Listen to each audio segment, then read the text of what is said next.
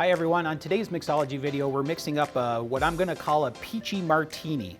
It's one of my wife's favorite drinks. We're going to mix up some Kinky Pink, some peach schnapps, a few other choice ingredients for a terrific cocktail that we know that you're going to enjoy and that's going to make you think of the warmer weather to come.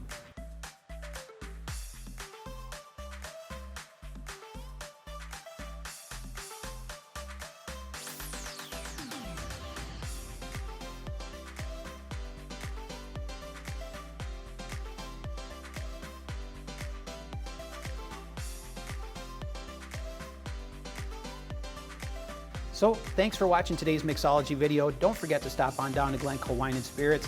Pick up your Kinky Pink, which is on sale right now, along with all the other varieties of Kinky in the 750 milliliter bottles. And I hope you are getting out and enjoying some of this good springtime weather right now.